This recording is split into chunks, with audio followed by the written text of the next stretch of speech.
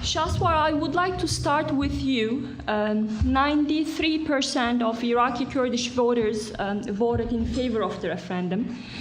And the turnout was quite high, I believe somewhere around 72%. So people were enthusiastic about this. But given what happened after the fall of Kirkuk, now Iraqi Kurds are quite weakened.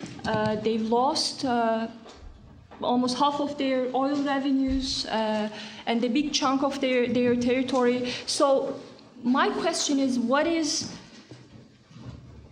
how do people feel about the referendum now? Yeah. First, thanks so much for you and for all of you that you have been here today. What happened in Kurdistan after referendum, it is the result of what we have from the experience of the Kurdish government.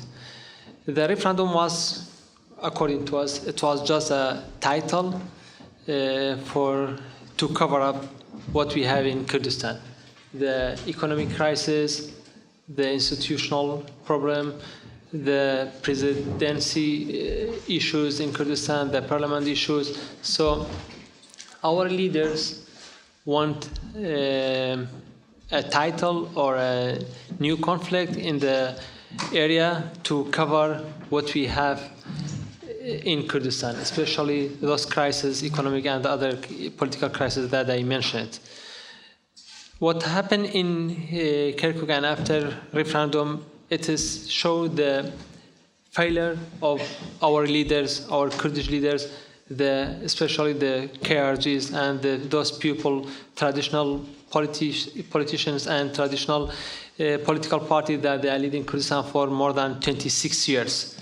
It shows that we don't have until now the united army Peshmerga.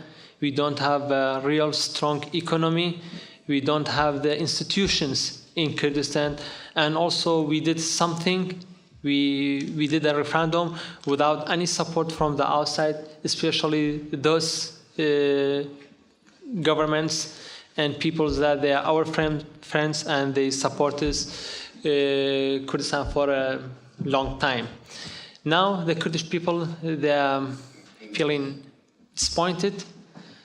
Some of them disappointed from maybe the Iraqi government, but as far as we know, most of people they are disappointed from our leaders, from the Kurdish leaders, because as I said and as I mentioned, in the past 26 years, they couldn't do those things that could we have today. Those 3-4 points that I mentioned. And that's why we have such a situation in Kirkuk and all other what happened after the referendum. Well, you launched a movement called New Generation Movement. Yeah. Where do you think the young people of Iraqi Kurdistan think their future lie?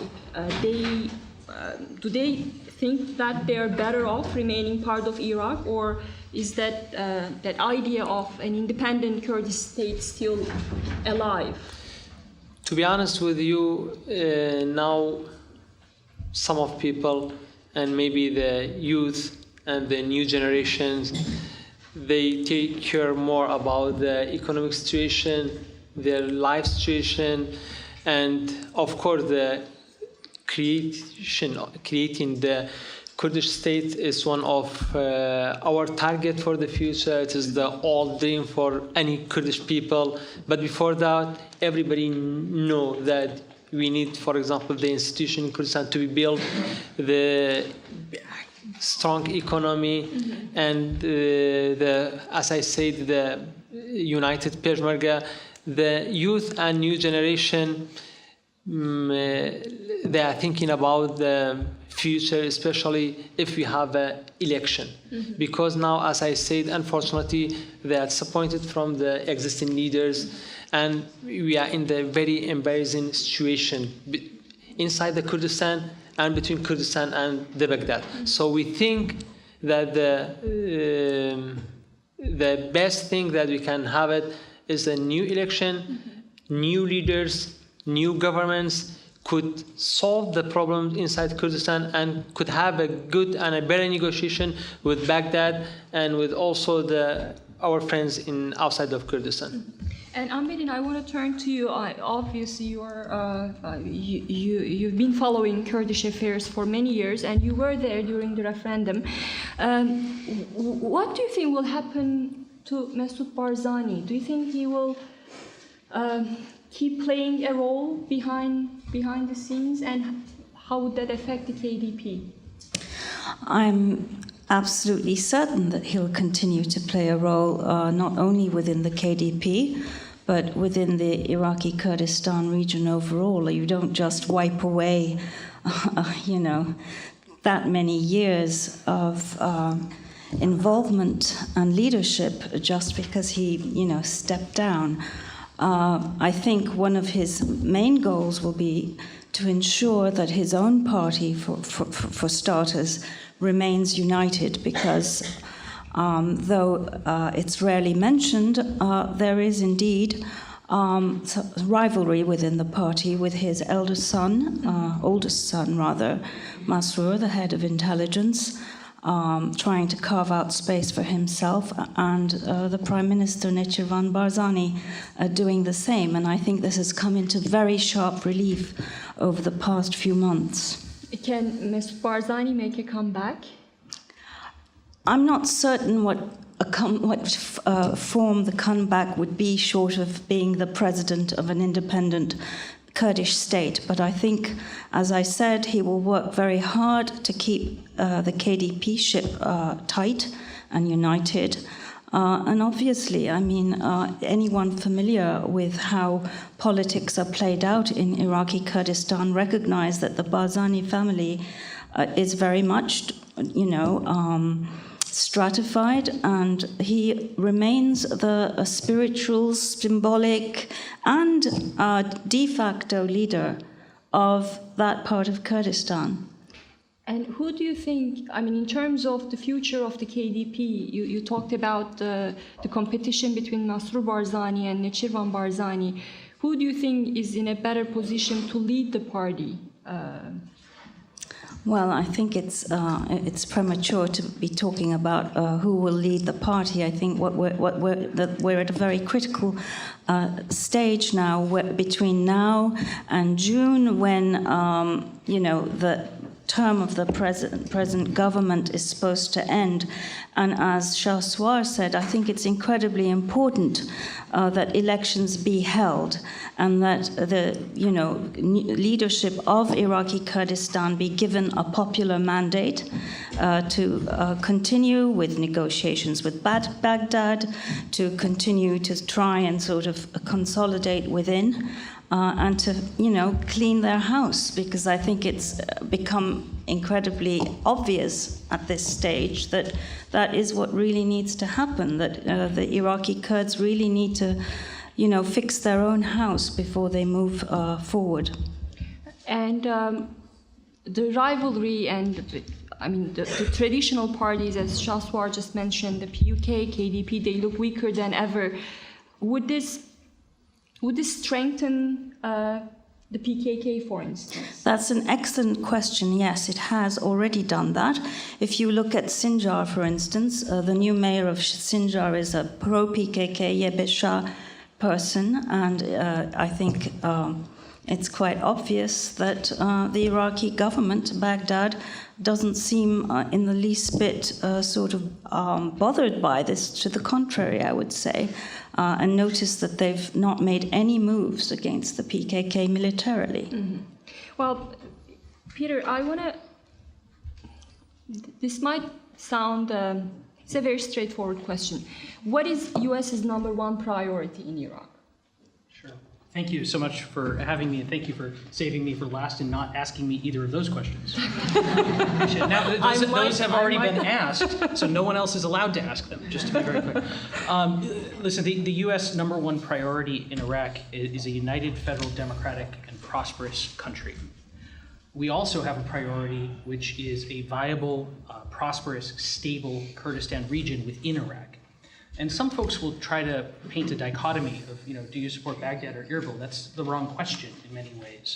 Instead, what we support is that unity. We support dialogue, and especially right now in the immediate term, a ratcheting down of tensions, increasing that communication, rebuilding some of the lines of trust between the Iraqi people. And that's something that's not going to be very easy, but it is something that the United States is ready and willing and already, frankly, engaged in trying to help do.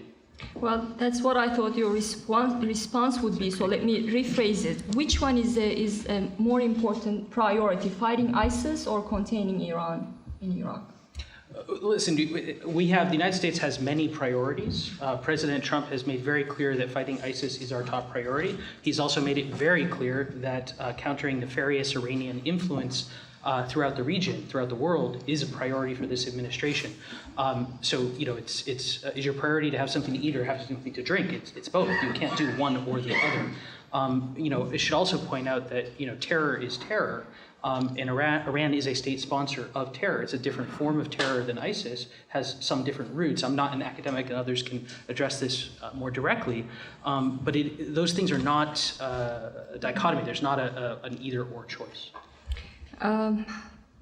Amberin, did you have something to add or no? Okay, I have lots to say, but okay. Well, please feel free to jump in. So strengthening the central government, as I understand, is important. One of the tools that the U.S. administration is going to use to realize those aims. But what if strengthening the central government means further destabilization for Iraq? Yeah, a strong Iraq doesn't mean turning back the clock to a strongman state. Mm-hmm. And a strong Iraq means strong institutions, as is the case in almost any country. That if you have institutions that can stand on their own, that can execute the will of the people, in Iraq very successfully exercised through democratic means, that's our definition of a strong state. And to have a strong central government, a strong federal government, but also to have a strong, capable Kurdistan regional government. Again, those go hand in hand. And we believe that the leaders, Iraqi Kurd leaders and Iraqi federal government leaders, can work together and be more prosperous and have more success for their people together. I think as Shaswar was saying, there's a lot of pent-up expectations and a lot of demands throughout Iraq, including among Iraqi Kurds. And the best thing that all Iraqi leaders can do is help meet those demands. Well, turning back to Shaswar, and going back to Peter's point, obviously Erbil and Baghdad, they have to work out differences, but on the other hand, Abadi is coming to the table with a very strong hand, and obviously the Kurds are the weak party here. So how, in your opinion, what is the likelihood of a deal between Erbil and Baghdad that can satisfy the Kurds? To be honest with you, with the existing leaders and the existing government in Kurdistan, as you said, the Kurdish party is weak. They can have a negotiation. They could talk to Baghdad, negotiate about something. But as you said, and as we know, the weaker sides is Kurd now. So what we think that instead of delaying election, the KRG and the Kurdish leader should decide to do the election on time. Then even now, if after 2 months, 3 months, 4 months, if we have an election, new government, new parliament, new leaders, then this new government could go and to Baghdad, negotiate with the central government, and also negotiate with talking with our friends outside, for example, the United States government and the other our friends. The new government is not like what we have now, because this government are the part of the problem in Kurdistan. They are a part of what happened in Kurdistan. They are actually, sorry to say that, they are losers, because in the last 26 years until now, just imagine, we don't have institutions. We don't have anything that we say as a Kurdish people, wow, we have, for example, these things built by our leaders. Until now, 26 years, we don't have united Peshmerga. We don't have economic. Just as I said, even before the referendum, from our campaigns, which we leaded the campaign for no, we always say to the people that we don't have economy. So if you don't have strong economy, you cannot have an independent state, you cannot fight, you cannot have a good positions. Until now, we don't have one of them. So we think that the solution is election and election and election. But you think that would fix it? Yes. I mean, if you might accept the assumption that the current leadership is part of the problem, but even if with a new leadership, the Kurdistan regional government has so many structural problems. I mean, the economy is number one. There is large public sector and private sector is underdeveloped, and the KRG is in, it's, I believe, $20 billion. Maybe, I think, as we heard, more than maybe 30. Yes, and the financial sector is underdeveloped. So with all these problems, what would a new government achieve? Okay. When it goes to the negotiations. Yeah. First, we don't say that everything will be solved after we have an election, but we think it's better than now. Mm-hmm. Because now, as I say, we are in the very embarrassing situation. This existing leader cannot go to Baghdad and negotiate. The people, they don't accept it. They have a very bad position. They are the weak side. If we have an election, maybe the new leader come to appear. Maybe the new government come to Kurdistan and the new parliament. Those things, I can't say that it's 100% will solve everything, but new idea, new mentality, new people come to the government, then I'm sure that they come with the new ideas and they can have a better plan than what we have now. Because, as I said, it's 26 years.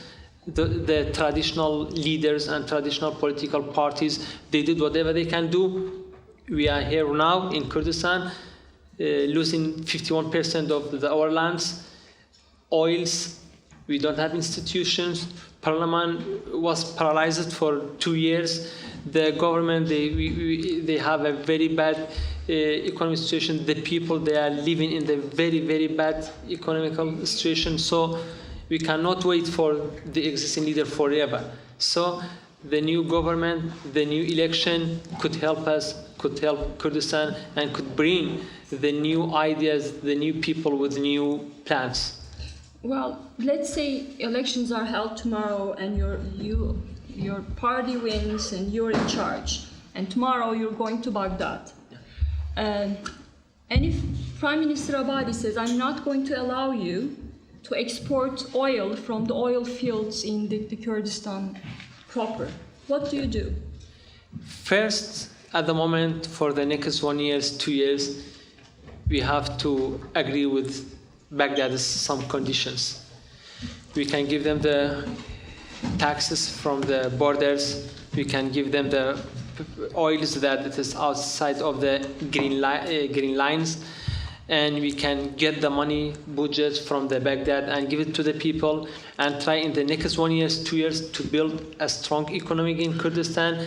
And then after that, I'm sure that we will have a better position to negotiate again. But now, the government and the people, they are living in the very bad economical situation. So the main thing that we can do is finding the solution for the economic crisis.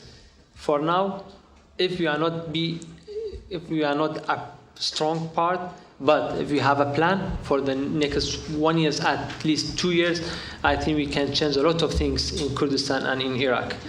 We can working with Baghdad according to constitution.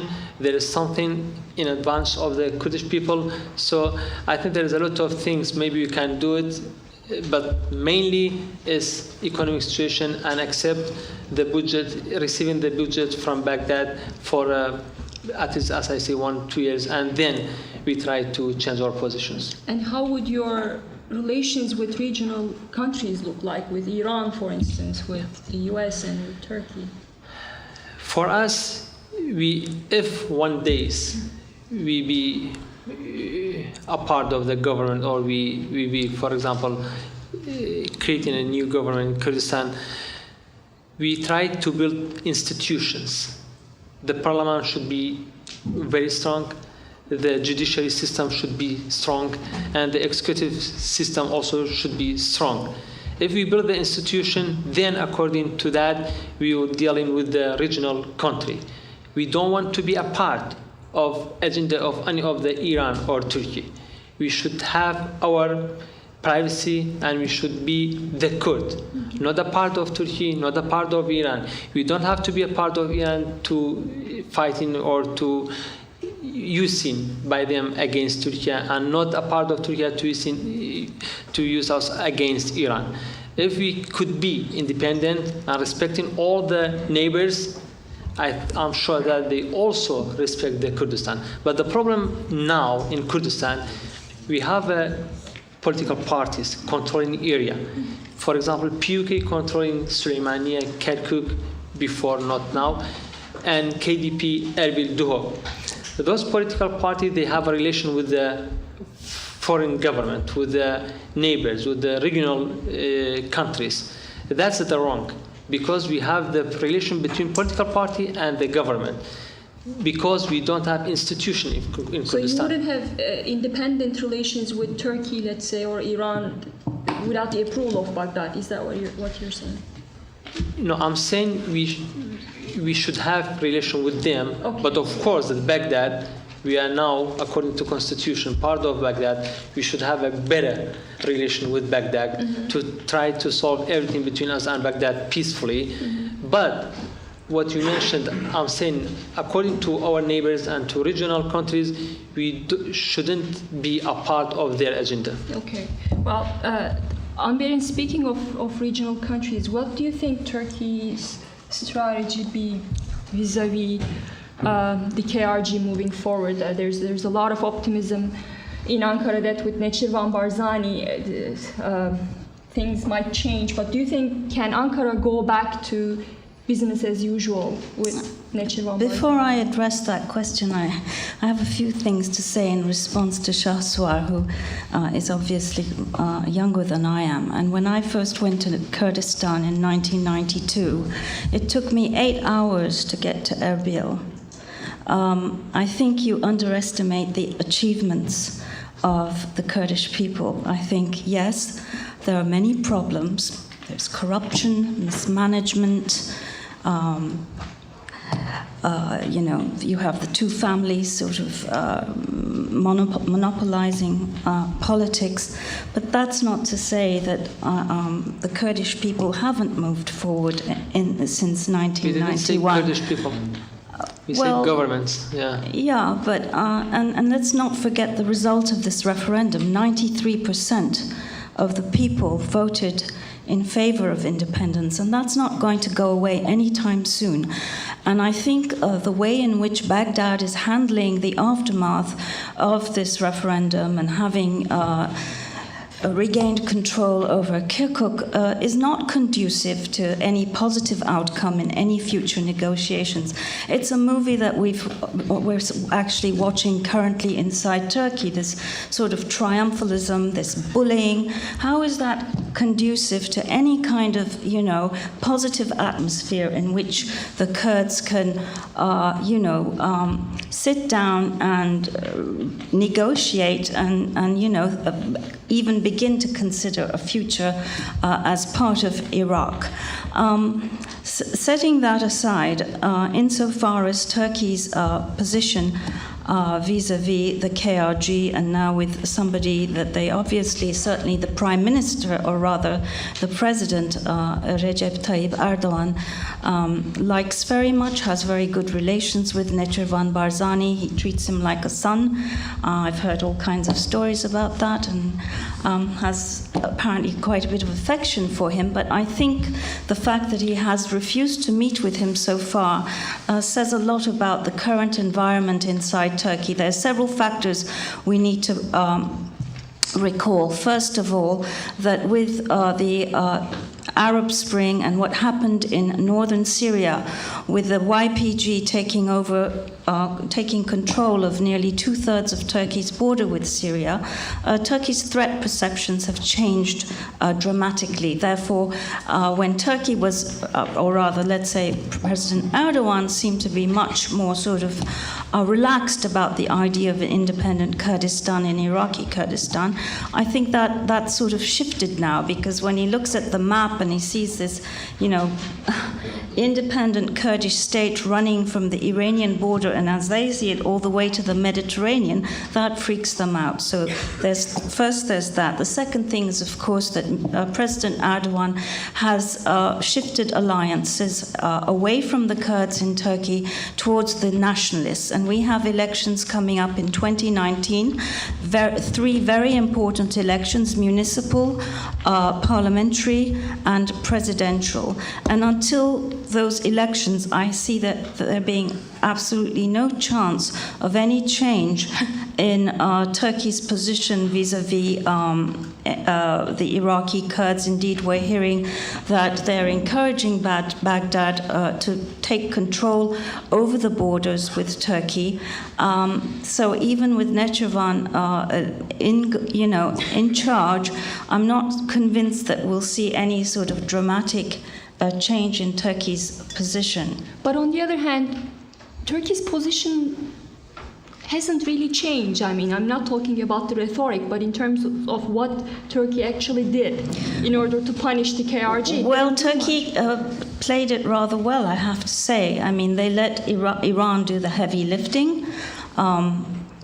Depending on your vantage point, you could call it the dirty work. The United States was incredibly helpful, of course, because they just, I think, first of all, it needs to be noted that it wasn't just the Iraqi Kurds and President Barzani in particular who miscalculated. I think the United States completely underestimated his determination in moving forward with this referendum and did not have a plan B, in my view. And if they did, and if this is what it was, well, we can talk about that too in a separate panel, I guess. But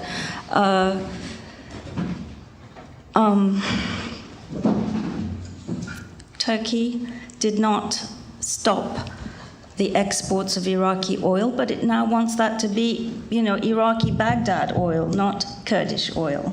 So they want Iraq to regain control over the border, over the oil, and, to have their cake and eat it too, basically. That's what Turkey wants. But there is an arrangement, I hear. They didn't need to do anything to get to where we are today. So that's why I say Turkey played it rather well and let the others do the heavy lifting. That's true. But on the other hand, I mean, in terms of trade and oil, it has been business as usual. Currently, at Ceyhan Port, I hear that the Turkish government is separating oil, the Baghdad oil, from Kurdish oil, but that's very ineffective, and it cannot be a long term. So Turkey needs an arrangement, a workable arrangement between Erbil and Baghdad on that.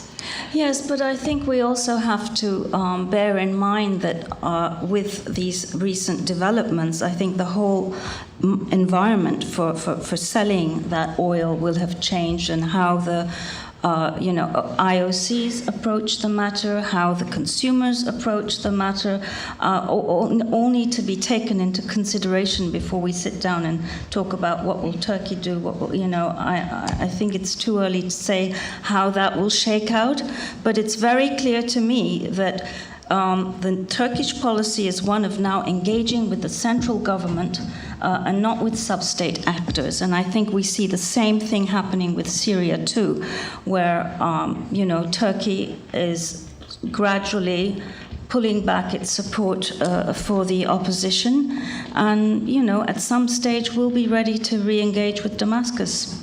So you think, Turkey is now relying on Baghdad? I think so, yes. And I think that is a very risky strategy, because as we noted previously, it does help the PKK. Obviously, that's another thing. You know, the whole Turkey's own Kurdish problem should be addressed, obviously, and the PKK is a result, not the cause of that problem. But in the immediate term, Turkey's policies, I think, is strengthening the PKK. Yes, and I'm not sure whether Abadi will be willing to deliver on the PKK as much as Barzani did in terms of containing the PKK.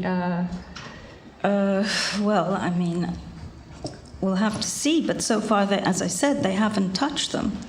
And Peter, speaking of, Amberin talked about Syria. What do you think the U.S. stance on the Iraqi Kurdish referendum will have an impact on how the Syrian Kurds view their partnership with the U.S.? Yeah, I would say for the most part that's two separate issues. You know, that's not, no doubt in that region you always have parties looking across the border trying to take lessons away from what they see. I would not be so presumptuous as to go into a Syrian Kurd's head to try to see what they assess the referendum and the fallout from the referendum to be on their own situation. So anything I would say there would be just hazarding a guess. But I think that largely you're talking about separate issues. I was just in Syria, so they were watching this referendum very closely and kept saying, we hope Barzani doesn't cave in, we hope Barzani doesn't cave in. You know, they felt that their fate too was being decided in this referendum, and how Barzani responded to all the pressure, the immense pressure. You know, it was a matter of their pride almost, you know. And they were absolutely devastated by what happened in Kirkuk.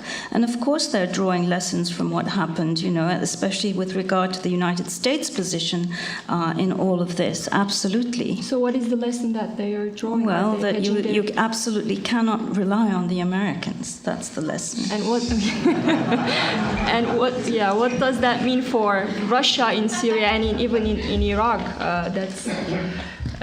Well, the Russian role in Iraq, I think, is incredibly interesting, and I'd be fascinated to hear what Peter had to say about that.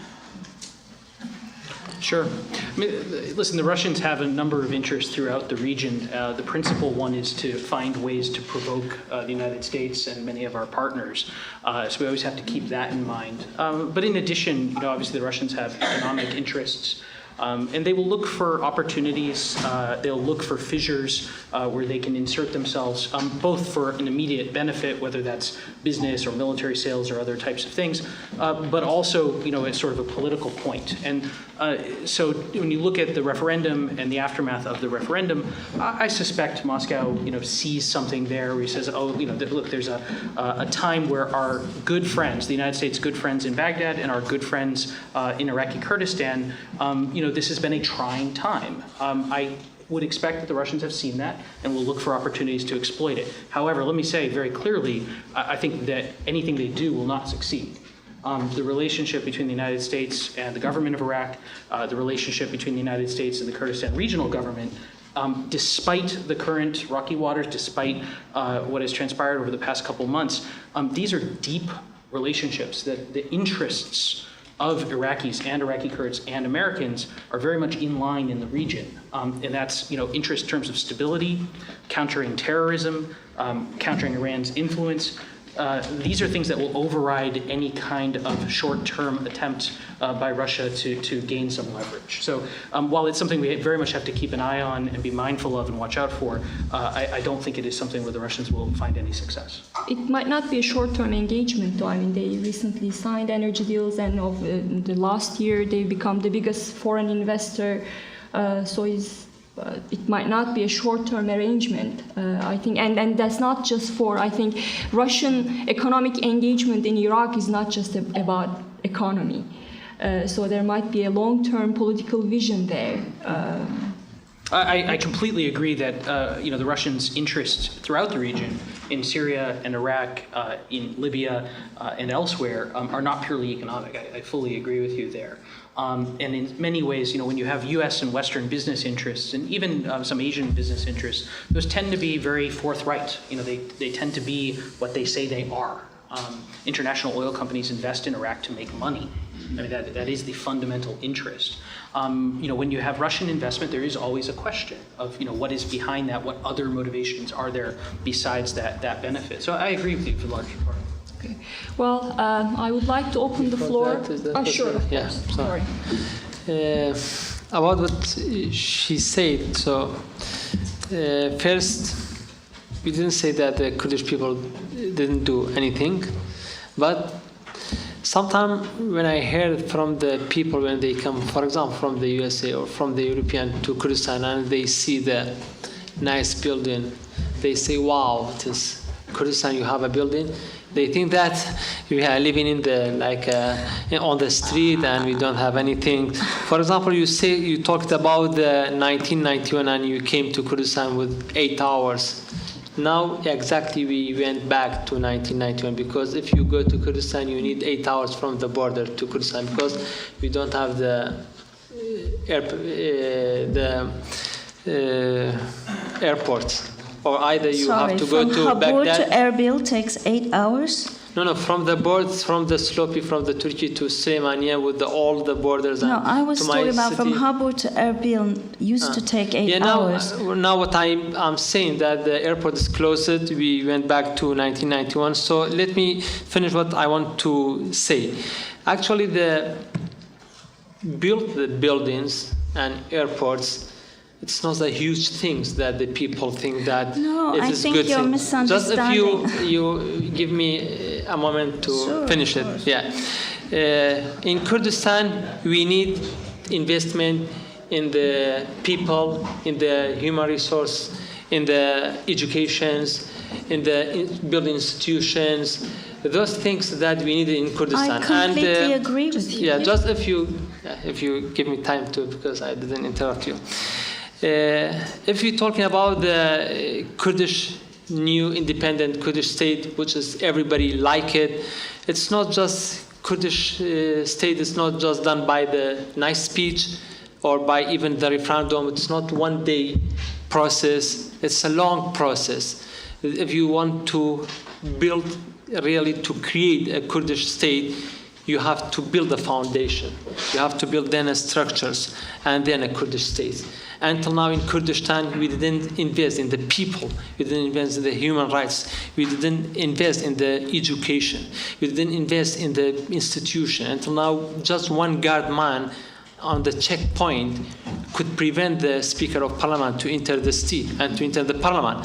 This is what we are talking about. Until now, just one man, he's controlling the area and has 1,000, 10,000 gunmen and saying, I'm leading this area. This is what we talk about it.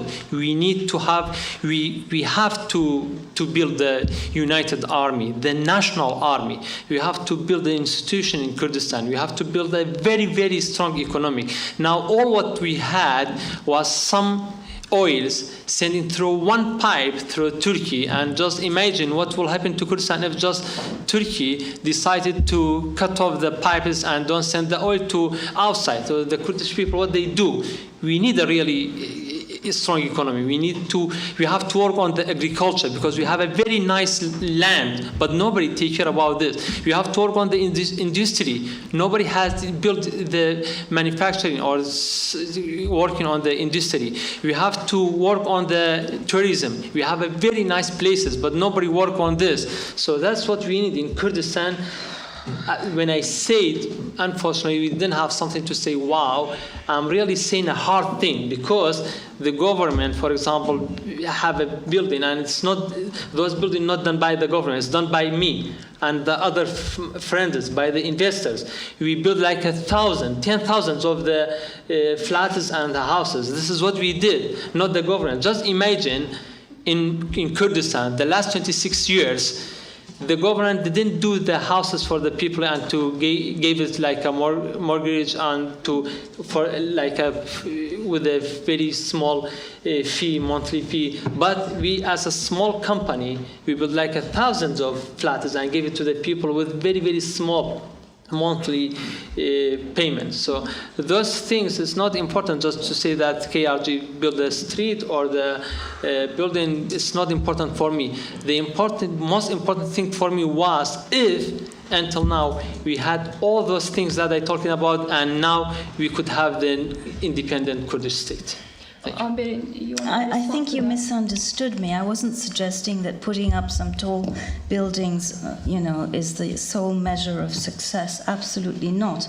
And I agree with you that, as I said previously, there's a lot of corruption, mismanagement, all of those things. But I still believe that Kurdistan has moved forward since 1991, when I decided to, go back to Turkey. I had just finished university and I was working for Business Week. I was sitting in my office in New York in 91 when I saw all those Kurds on the mountains shivering in the cold. And I said, what the hell am I doing sitting here in New York? And that's when I went back to Turkey and started covering the Iraqi Kurds. And I've been to Iraqi Kurdistan I don't know how many times, and I've had my run-ins with your government. I've even been banned from Iraqi Kurdistan. I was not allowed to go in because I reported on the corruption. So, I'm a journalist. I'm not an advocacy person or anything, but I still think that you're being Just a bit harsh. Yeah. But anyway, we're not here to... Maybe we can open the floor for questions and we can discuss further if we have time. So please state your names and try to ask a question. Lean there, and let's take a few more. The gentleman over there, and yes. Balen Salah from Voice of America, Kurdish Service. I have 3 questions for each panelist. I'll start with Amberin. Amberin, you said that the relation between Necip and Erdogan is a kind of father and son relations. What kind of relations is this one, while Erdogan rejecting the meeting with Necip and Rashid Ghannouchi from Tunisia is meddling to have this meeting? Peter, my question for you, as we know that the American delegation, or the Americans, they are in between right now, between Baghdad and Erbil, is the American taking the 92% of yes votes in kind of, let's name it like, putting a pressure on Baghdad to have this negotiation started as soon as possible? Shaswar, my question, you were talking about the elections and you were very optimistic about that. In the last 25 years, how many elections was held in the Iraqi Kurdistan region? But we haven't seen any fundamental change through the elections. Why you are optimistic this time? Is there any guarantee that there will be a fair and free elections? Thank you very much. Okay, there was another question. The gentleman here. Please. Alan Bazat, UK member. Shaswar, are you optimistic about Kurdistan future, especially after losing all Eastfield area? Second question to Pierre. Do you think United States, especially Trump administration, support Kurds to implement Article 140, or guys, you change your mind with us? Thank you. And another question there.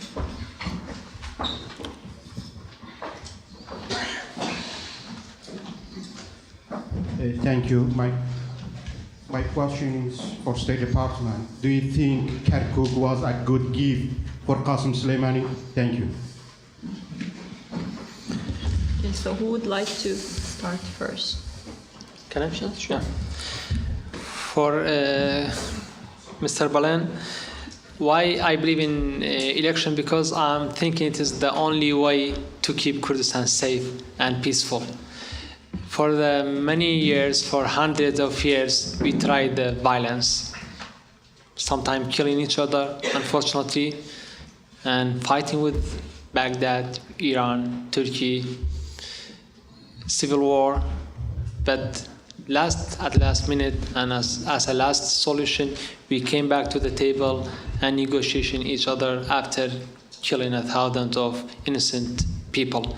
I think even the wars election is better than no election. I think if we don't have the election, the alternative will be the violence in Kurdistan. And usually the election gives hopes to the people. Sometimes bring the new faces. People at least think that there is a change in, and sometimes really someone appear and doing a great change in the countries.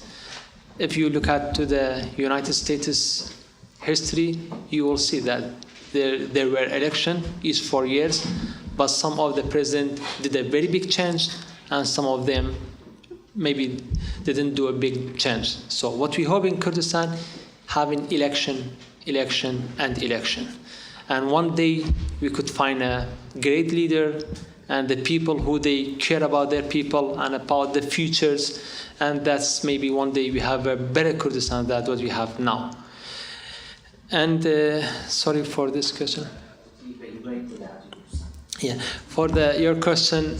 After losing all. Yeah.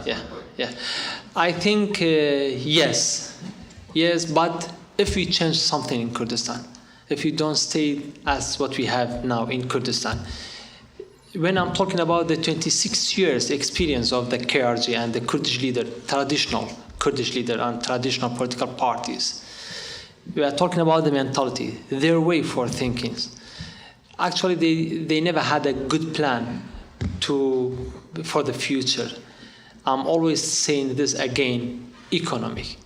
The economy is very, very important for the Kurdish people. And if one day you think about the independent Kurdish states, I think in the future, if we have a new election and the new people come to the government, and new leaders, then we can think about the past, what we had wrong, and then about the future, what we can do. So I'm sure that this moment that we have, it is temporary moment.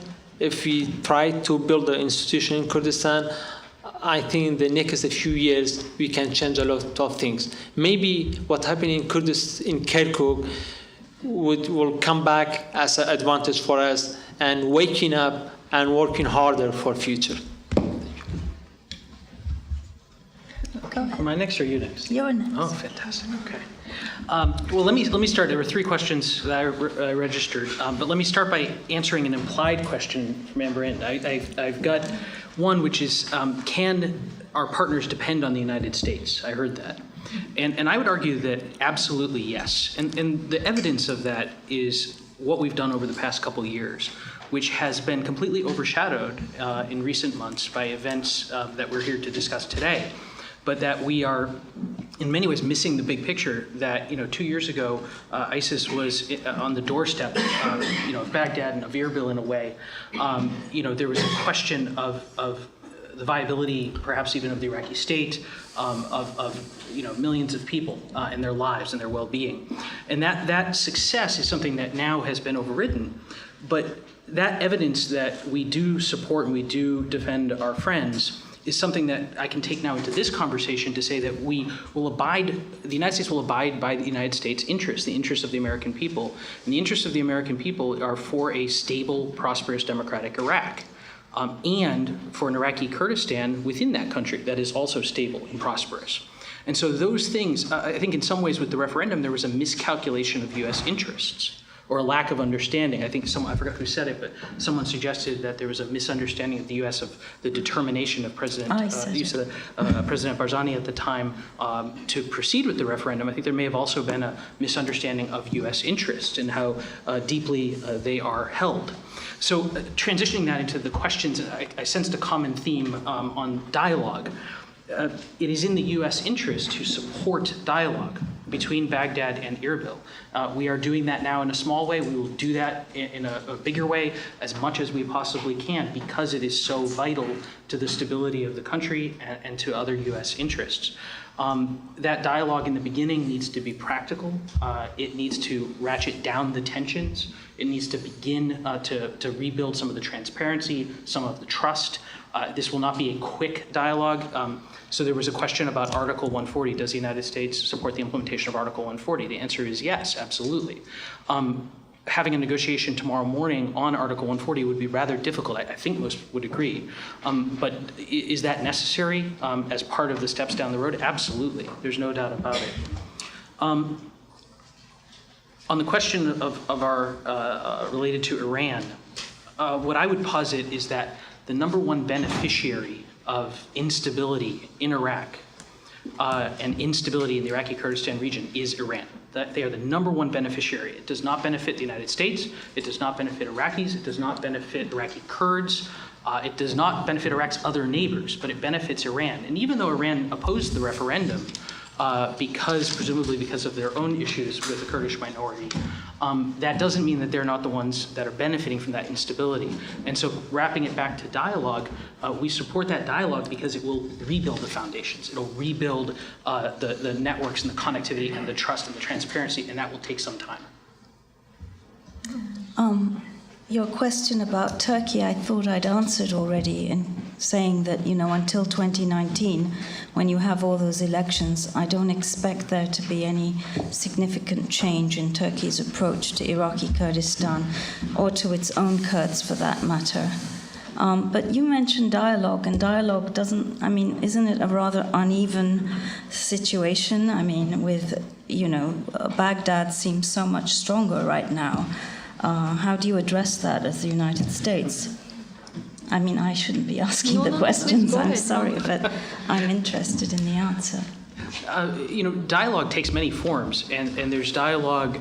It does not always mean dialogue between two precisely equal partners, whether it's in strength or whether it's in political formulation. And so dialogue needs to occur, not just laterally, but also, not just horizontally, but also laterally. I don't think there's a choice but for dialogue, because Baghdad needs Erbil and Erbil needs Baghdad. And I use those, of course, the KRG needs the GOI and GOI needs the KRG. Separately, we saw some of what happens. But together and implementing some of the things where there are common interests. So, there's some obvious ones when you look at the economy. Shaswar was talking about the economy. The Iraqi Kurdistan region has an ongoing or at least a looming crisis on the economy. And to solve that crisis, it needs partnership with Baghdad. Baghdad has to rebuild stability after years of conflict, and having an irritant of a continued violence, along a line, but I don't want to talk about specific lines, but along that front, that is not something that Baghdad has any advantage in, and it's not something that in the long run will help Iraqi leaders. And so for that reason, I think that there is a reason to have dialogue, even if it isn't exactly among equals. This is a federal Iraqi government and a regional government. And yet they've slashed the budget from 17 to 12%. How is that a sign of good faith? So I guess the question is, yes, the dialogue, it doesn't have to be between equal partners, but for something to emerge, I think both parties, they have to be satisfied. And that was my question to Shaswar. How can the Kurds... Let me differentiate one thing. I think in some ways, both parties need to be somewhat dissatisfied. Baghdad is not going to get everything Baghdad wants, and Erbil is not going to get everything Erbil wants. The Kurds, there's a sacrifice to get a greater common good. And I'm sorry if that sounds somewhat idealistic, but our U.S. position is that Iraq and Iraqi Kurds are stronger together, and they can prosper more together. They can do more of the things that Shaswar was talking about together than they can if they are in some way with animus to each one another. So, sorry, I apologize. No, go ahead. Yeah, just going back to dialogue. When I say that this existing Kurdish leader and the government could not succeed with the negotiation with Baghdad, I think one of the problem is they have personal interest in Kurdistan and economically. So that's make a big problem when you negotiate with Baghdad, because it's not just the politics. For example, when we talk about the borders, maybe nobody knows that in the Ibrahim Khalil border, there is a 3 kind of receipt. When you pay a tax, 1 or 2 of them going to the government's pocket and the other one for someone else. So these things, when they negotiate to hand over the borders and the taxes to central government, this is create a problem. About the oil also, there is some contract with some company paying 20, sometimes 40% to third party. So nobody know who's the third party, who's the company that gave them this ratio, this 20% or 10% or 40%. So that is make a problem when this existing people negotiating with Baghdad and doing a dialogue with Baghdad. So what we suggest is, as I said again, election, new leader, new faces, new government, talking to Baghdad, talking about the people's benefit and the people's interest, not about the personal interest. Let's take another round of questions. Yes, the gentleman there, and the lady there, and the gentleman over there. Dan Lieberman, I'm a writer. This is for Peter Shea. Iran borders with Iraq, and usually when you border with another country, you want stability. The United States is 5,000 miles away. Iran has helped Iraq, and I haven't seen any, maybe I don't know, any protests against Iran within Iraq, where the U.S., when it was before in Iraq, there were massive protests. Iraqi officials and Sadr, who was very friendly to Iran, has gone to Saudi Arabia to talk.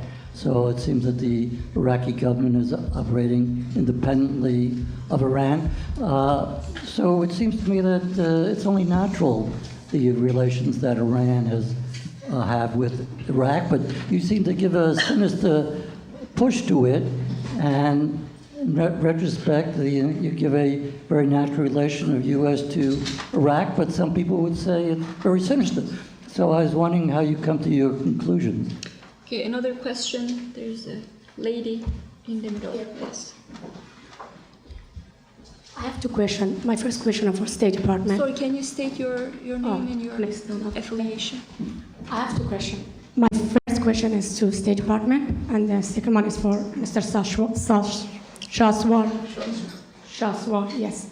So my question here is, do you think that Iranian-backed Shia militia actively engaged in destabilizing the region, include Yemen, Syria, Iraq, or any different with ISIS?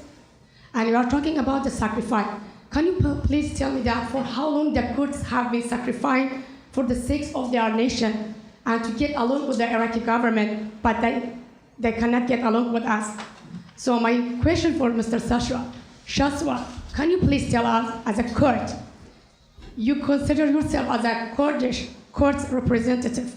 Unfortunately, we cannot consider you as a representative. You're talking about the building, all this kind of the stuff. Could you please tell us where did you get this wealth that you built, all this building in Suleimania? And you are talking about the referendum. Can you please tell us that 92% people, they vote for this referendum? You think that is just for nothing? Well, thank you. So there's another question over there.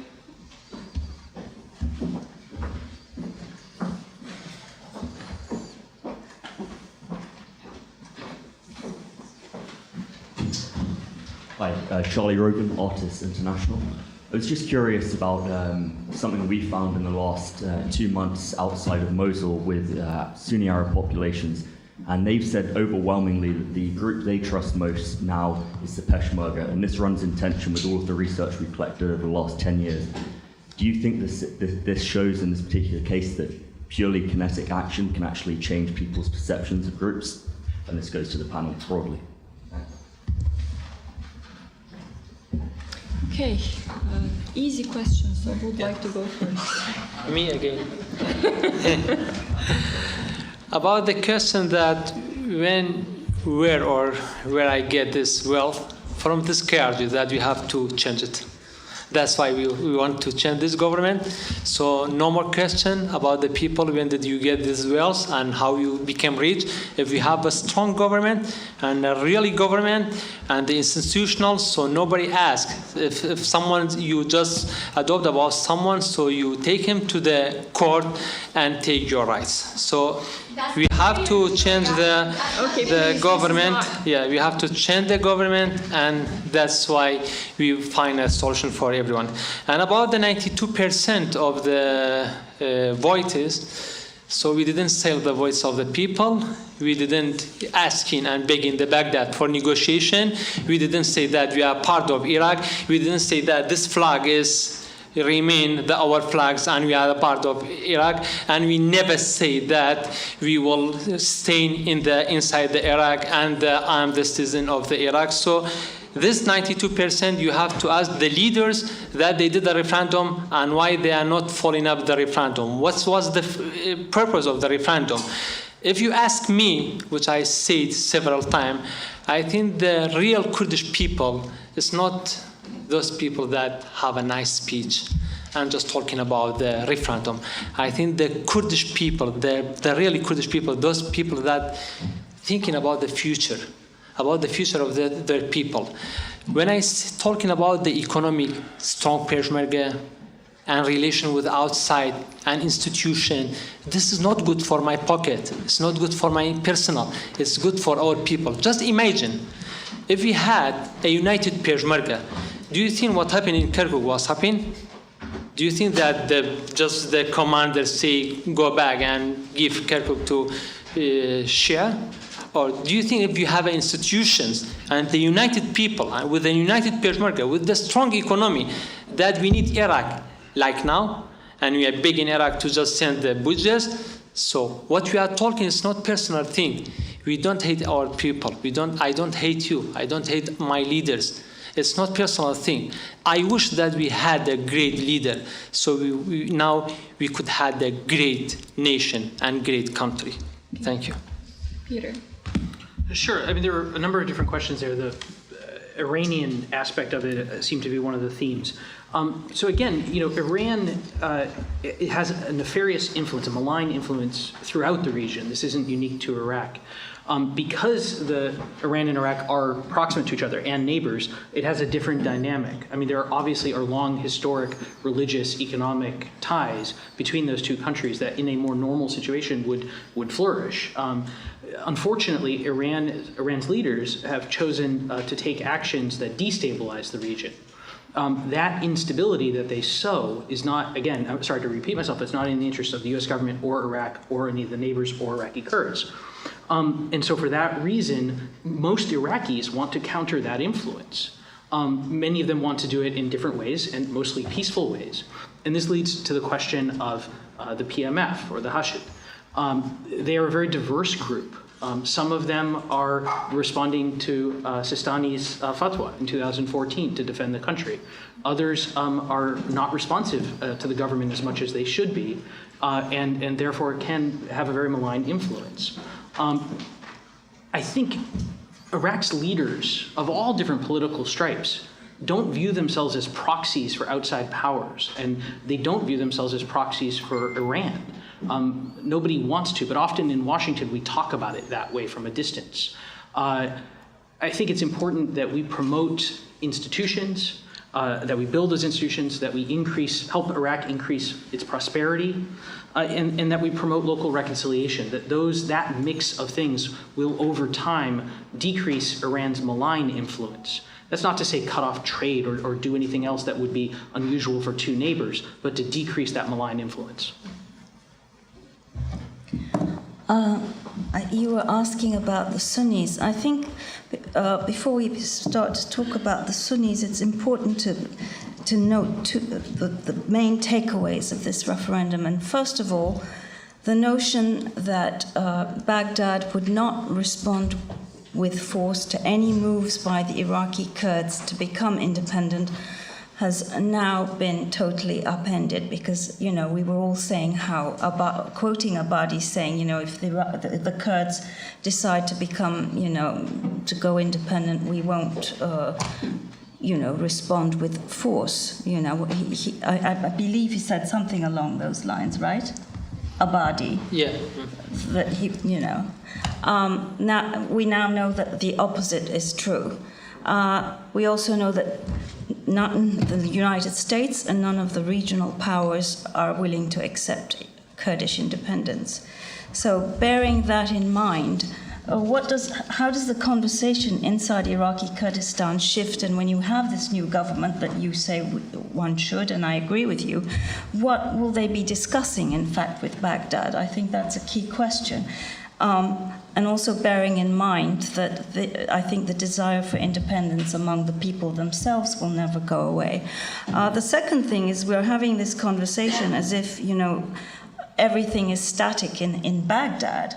And I think that's a rather risky assumption. We have no idea how things will unfold, whether Abadi, in fact, will be able to be re-elected and help contain Iranian influence, as the Americans seem to believe will happen. All of these things are a big question mark. So I think, absent the answers to these questions, everything is really a big question mark, really.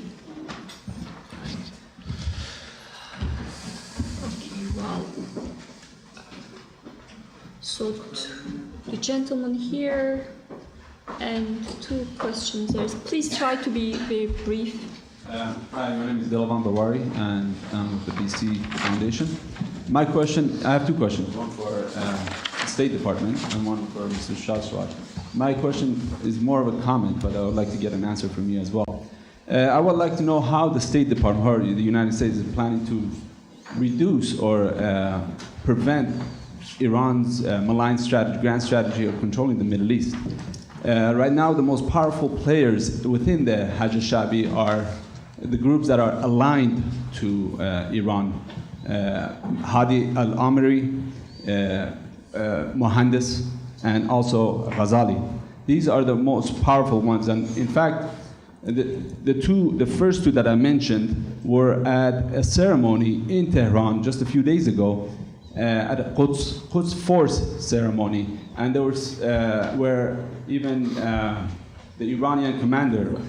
Sorry, can you ask your question? So if you can ask the other question. I will. Let me finish my question. No, but you how is the U.S. How is the U.S. have...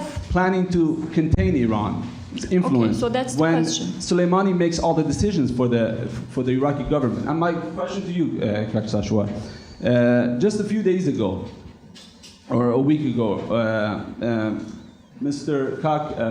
Khosrat, the acting secretary of the party, or acting leader of the party, and Dr. Najmuddin accused a faction within the PUK with treason, collusion with the Iranians and the Iraqi government. What is your views on that? Thank you. Thank you. Okay, so please be brief, and I mean brief. So just ask a question, please. Thank you. Thank you. I'm Rizwan Shinwari from Pakistan. I have 2 questions from Ms. Zaman and Mr. Abdulwahid. I'm just returned from USIP. A similar event was organized by USIP, and in which Al-Najafi was invited, Iraqi Vice President. One of his main theme of his debate was that Iraq government will not tolerate any move from Kurds toward independence. And it is unjustifiable, it's unconstitutional. How do you see it? My second question is from Ms. Zaman. Kurds, when we read about Kurds, we came to know that it's the only Turkish Kurds which are much more pressed by the governments. I mean, Kurds are living in Syria, Kurds are living in Turkey, in Iran, in Iraq. But why Turkish government is not giving them their due rights, and they are oppressing them? Thank you. Okay.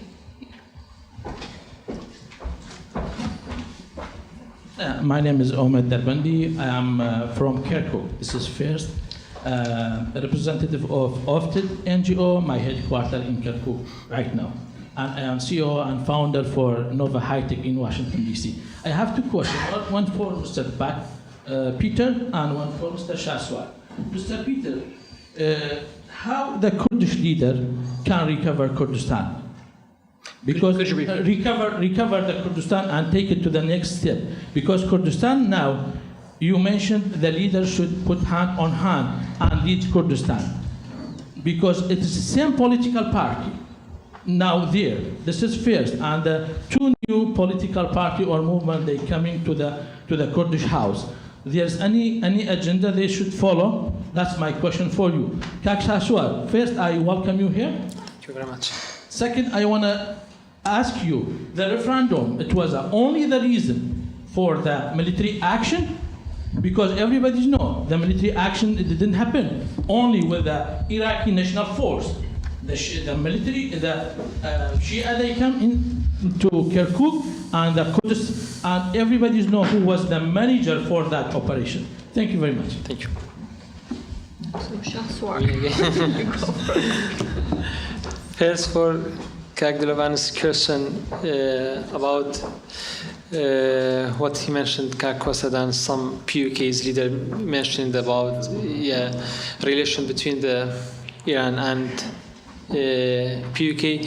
Unfortunately, maybe you know, and some of us know, that in Kurdistan there is a relation between Turkey and KDP, Iran and PUK.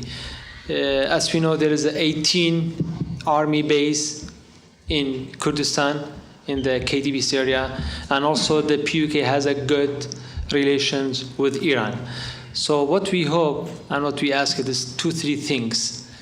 If we have a real institution in Kurdistan, no more any relation between the political parties and the neighbors, the regional countries. Second, national army, then no one of these things happen. The problem is in Kurdistan, as a shape, we have a government, it's called KRG, but you know that inside it, there is a political party. Some of them has a relation with Turkey, some of them has a relation with Iran. We don't have a united Peshmerga. Those things, unfortunately, makes the things happening in Kurdistan, and what happened in Kirkuk is the result of those issues and problems. About the question of Najafi said that the independence non-constitutional. Of course, in constitution, maybe there is no talking about the independence, but I think everybody has a right, every nation in the world has a right to have a decision about their future, their destiny. Kurdish people, there are over 40 million people around the world. We are the one of the nations that we don't have our country, independent country. Some days, I don't know, tomorrow or next year, so 10 years later, we will have our own country. But the problem, as I said, we don't have to wait from the others to give us independent country. We have to have a hard work inside the Kurdistan, to work for this, to think about the future, to do those things that I mentioned, and then it will be much easier than now. So that's, I wish the Kurdish leaders think about it, think about the future, think about the real independent Kurdistan, not just by talking, by hard work, by building institutions, and those things that I mentioned. Last question for Kak Umed. I think the question was, is these things happening in Kirkuk, if the referendum done or not done? So the answer is, according to 2 agreements, one between the US governments, would they pay for the Peshmerga $400 and something million, and Mr. Barzani signed it, and the other between the agreement Abadi and Mr. Barzani, the both agreements saying that after ISIS controlling and the war between the Iraqi and Kurdish Peshmerga and ISIS will over, then those areas should go back to Iraqi government, and the Kurdish government should go back to the green light. But I think if Mr. Barzani accepts the proposal from our friends and the countries, and especially the draft of the letter from the Mr. Tillerson, and also, as I know, there is another letter from the UK government to Mr. Barzani. If they accepted to delay the referendum, there was enough guarantee that the Kurdish people stay on this area, and they will monitoring the negotiation between Erbil and Baghdad, and if we didn't get the good result in the next year, we could have a referendum. So I think if the Kurdish leader accept just to delay, we waited for the 100 years Why we don't wait for another 1 year? So I think this was one of the mistakes that we wish that they accepted the proposal and the offer from our friends and the international community. Peter, I think you already addressed the Iran question, but there was another question on what, in your opinion, the Kurdish leaders can do to stabilize the situation. Yeah, and I think that's a great question, that it's kind of proactive and looking towards the future, which I think is very helpful. So, the United States believes that, number one, and a couple folks have mentioned this, that it would behoove the Kurdish parties and Kurdish leaders to come together, to have their own internal dialogue. That's not an international sponsored dialogue or anything of the sort, but rather to find a united position for their negotiations, for their dialogue with Baghdad. I think, I've tried to make the point a couple of times, and I hope it's clear. We support Iraq, we support Iraqi Kurdistan within Iraq, and we want the Iraqi Kurds to succeed in their endeavors in increasing their prosperity. If Iraq's Kurds go disunited to negotiations with Baghdad, that makes them much harder. Second, the second element of kind of recovery, to use your words, would be the national dialogue. And that starts with very practical things. So we've had a few days now where things have been relatively calm, but by no means is that assured in the future. And so we need to increase the transparency to ensure that there are no military moves that are not coordinated. They all need to be transparent and coordinated.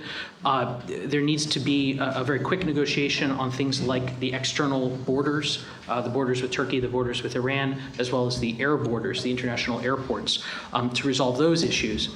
And then gradually move towards discussions on things like joint security mechanisms for disputed areas, joint administration in disputed areas. Disputed areas are still disputed. I've heard a number of comments of the central government, the federal government seizing or taking or whatever. I haven't heard the word conquer, but the implication is that use of force to take those areas. That's the assertion of a federal prerogative, and that doesn't mean that those areas are no longer disputed. They are still disputed according to the Iraqi constitution.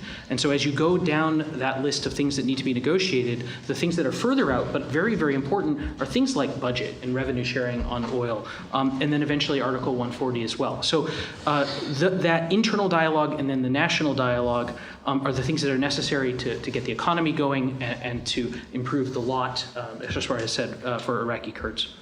Thank you. Just one question, please, about the... My question wasn't answered. About Iran. She wouldn't let me. I wanted to. No. I just do what I'm told. I'm here. Okay. I think, again, it is somewhat similar to what I said before, but what I wanted to say a little different this time is, you asked, how will the U.S. counter or contain Iran's malign influence? And I think in some ways, while I appreciate it, there's a different way of asking that question, which would be more illuminating, which is, how do we all counter that influence? Because I started listing out in whose interest is it to counter that malign influence? It's the United States' interest, Iraq's interest, Iraqi Kurdistan's interest, the Gulf countries, the regional Arab countries, Western countries, Western financial institutions, and the list goes on. Not only all of those things that, as a government official I'll talk about, but also business interests, because business and investment can succeed in Iraq much better if you don't have these issues of groups that are beholden to Tehran. Civil society plays a critical role in countering that, and the press and the media play a role in making sure that truth is out there and facts are out there of who's doing what, where, and when, and why. And then finally, it's been a topic of interest lately here in Washington, faith leaders of all sorts, whether majority or minority or small minority, they play a role as well. So when I start looking at the pantheon of in whose interest it is to counter that influence, it's not Washington. Washington's part of it and a big part of it, but it's much, much broader. Amberin? In terms of answering your question, I really don't think this is where we should be talking about Turkey's Kurdish problem. But your question about the Sunnis remained unanswered, and I think you should be answering that question. Sorry, can you? We've gone so far. Can you do me a favor? I got the first part of it, but I didn't get the second. Well, so 12 years ago, when we started collecting engagement in Iraq, we saw that the Kurdish were trying to exploit power vacuums and were taking territory going south. of traditional Kurdistan. At that time, Sunni Arab populations were very concerned about this, very negative perceptions towards the Kurds. It would be very dangerous, I think, in DC to argue that kinetic action has changed the perception of any force anywhere in the world. I think that's a very dangerous thing to say here. But it seems that because of the Peshmerga unit's success and actually how they treat the Sunni Arab populations in and around Mosul, they've actually really changed that atmosphere and that perception of groups, which is something which is very interesting. Yeah, so there are elements of that make sense, and there are a few things that I would maybe tweak slightly. So when you talk, the work we've done talking to Sunni Arabs, Sunni Iraqis, both individually and then through some polling, suggests that Sunni Arabs have an increased confidence in the central government. Now that doesn't mean it's a complete confidence, far from it. There's still a tremendous amount of work that our partners in Baghdad need to do to rebuild that confidence with the Sunni population and with other populations in Iraq.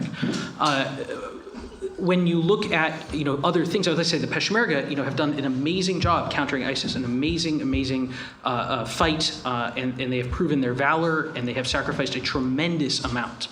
And we shouldn't, looking at this referendum and the issues that have come from it, we should not forget that and put that aside.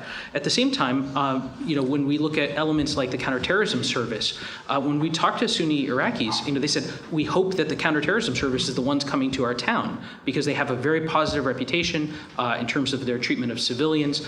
There are other units, and we've talked about some of them already, that don't have that reputation. And that is something that we have worked very closely with the government in Baghdad to encourage them to hold to account all of the forces that operate under federal control. And that, by the way, since I believe it was last November or December, a year ago, that includes the PMF. Now that they are officially under Iraqi government central control, the Iraqi government is responsible for their actions. So, I think to your point, it's just a little bit more complex. Yes, Sunni Arabs do have a very positive view of the Peshmerga, the way they fought and how they treated civilians, but there are elements of the Iraqi security forces also that have a very positive view.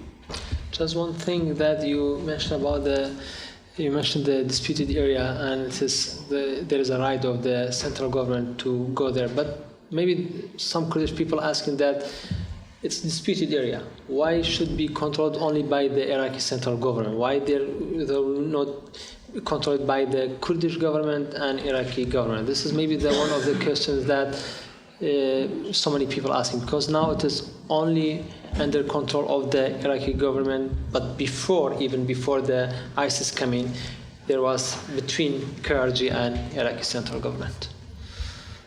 If you want to. Sure. I'm looking for permission to answer.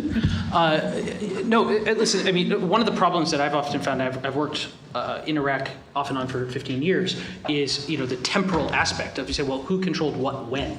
So you'd say, well, we used to control that. Well, yeah, but then before that it wasn't, and then before that it was. So, there's an issue of the federal authorities and asserting the federal authorities. Now, again, that doesn't change the fact that they're disputed.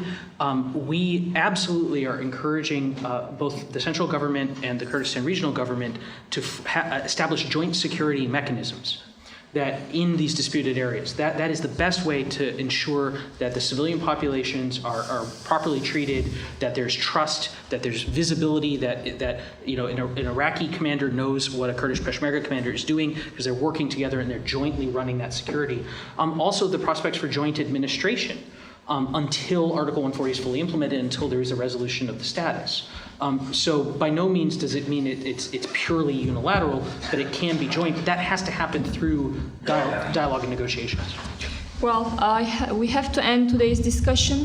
Thank you so much for coming, and please join me in thanking our panelists, and don't forget your umbrellas on your way out.